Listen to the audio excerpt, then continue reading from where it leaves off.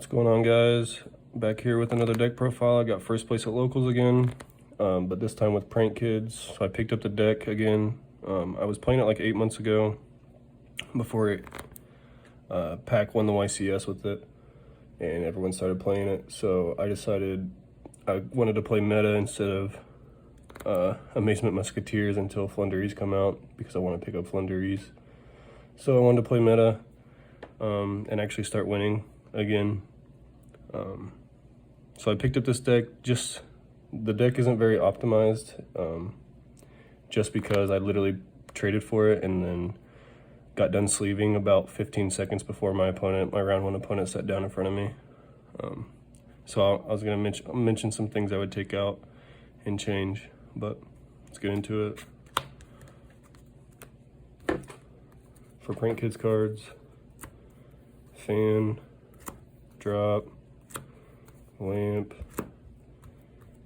and rock. Some people play two of this, but I don't play terraforming, so I just feel like it's better. Pandemonium, place, and pranks. Yeah, I feel like that's just standard.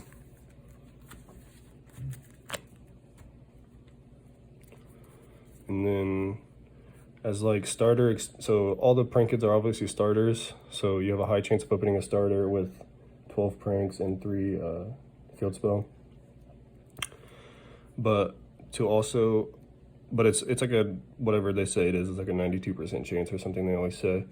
But there is like a 8% chance you don't open a starter. So for those situations, I decided to play Prosperity.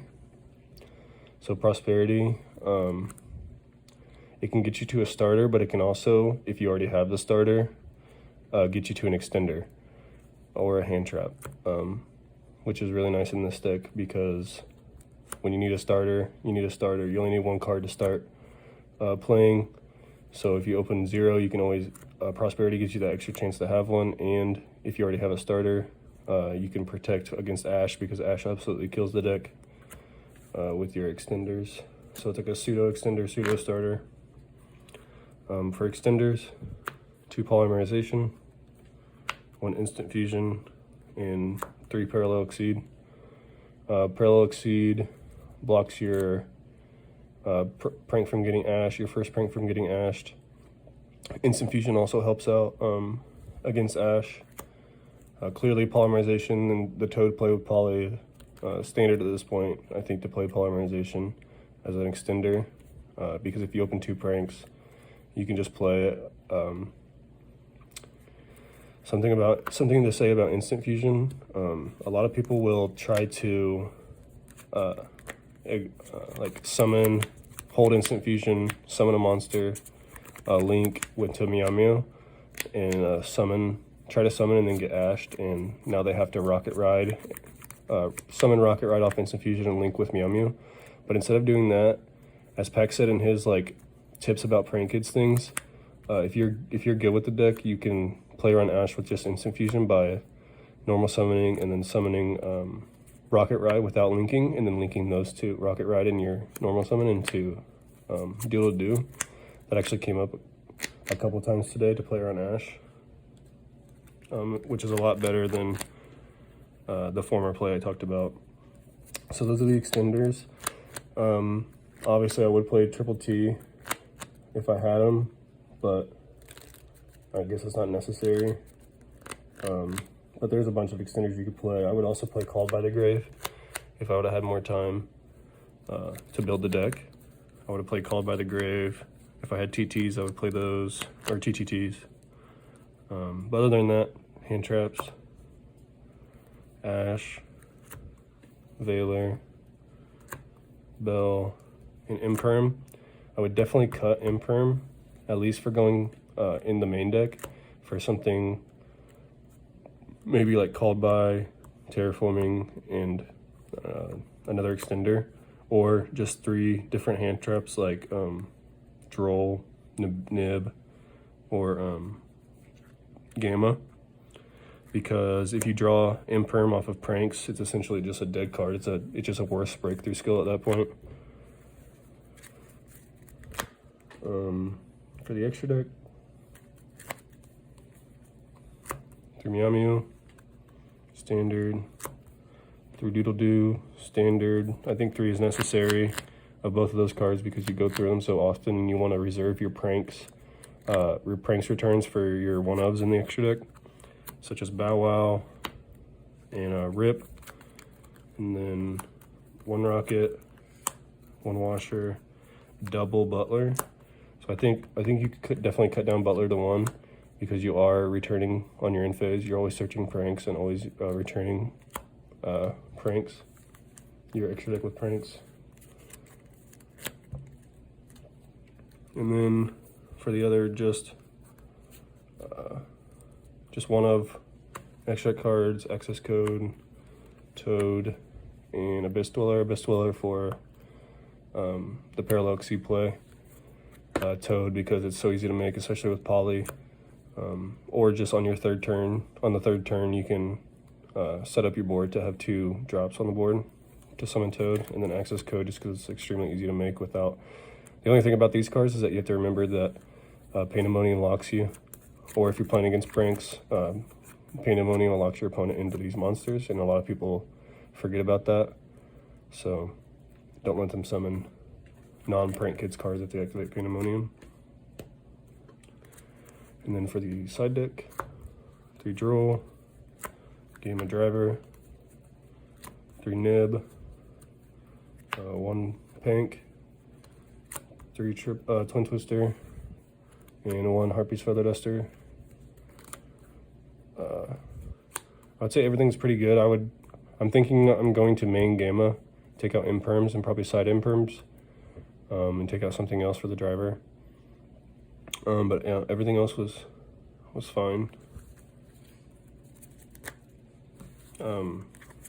Nib, while Nib is like really bad against Drytron and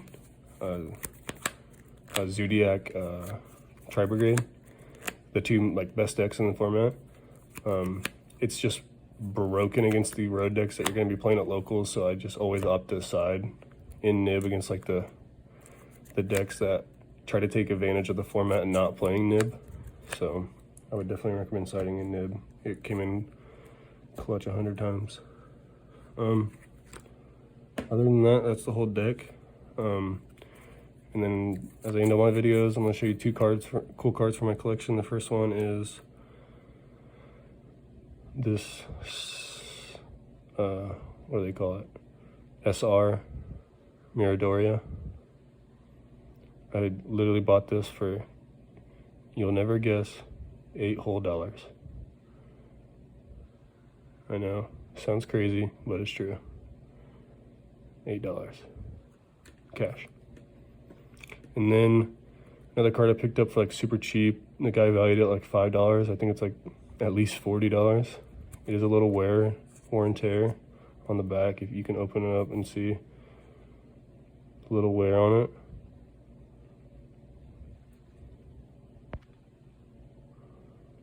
Yeah. But other than that, it's pretty minty, besides the wear on the back of the card. But it's a blue medicine from Turbo Pack 1, rare. Pretty hard to find any Turbo Pack 1 card, so I think it's pretty cool. But yeah, so I got first place with Prank Kids. Forgot to go over my matchup. So it was a 5-0 locals at Hometown Comics in Greenfield. The first round was against Virtual World. Game 3, I nib, and then Veilered the Crystal Wing. So it's kind of just GG from there. I actually opened a 3 Nib and a Veiler and a Prank. So it's pretty bad, but just for that one scenario, it was pretty good. So I won. Round 2, I played against Flower Guardians. Never even read a Flower Guardian card before, so that was a match. 2-0. And then round 3, I played against Mayakashi Eldlik. Never read a Mayakashi card before in my life, so that was also an experience, but still got 2-0. Round 4 was against, round 4 was against Live Twin Abomination, or whatever those cards are called, the ones that destroy themselves to destroy. or destroy themselves to summon out more of them. Went 2-1 against that guy. And then in the finals, I played against Zoo Tri Brigade. I lost game 1 because I lost the die roll and I just didn't open up well. Game 2, I went first and I, did what prank kids do and won. And then game 3, I literally sided in 15. I had 15 hand traps game 3. So the same amount of monsters of prank kids, 1 card starters I have. So like with the theory of that I'm gonna have a 92% chance of opening at least a hand trap. But I opened 4 pranks and a pot of prosperity. And the pot of prosperity revealed 2 more pranks and a pandemonium. So I definitely thought I lost, but I somehow was able to continue playing. And when they called time in the round, I just burned for fansies, and yeah, that's why this deck is good. It's because it can essentially you just guarantee a win every game 3 because of Fancy and Dropsy. But yeah, that's the deck profile. Comment with any suggestions or questions, and have a good day.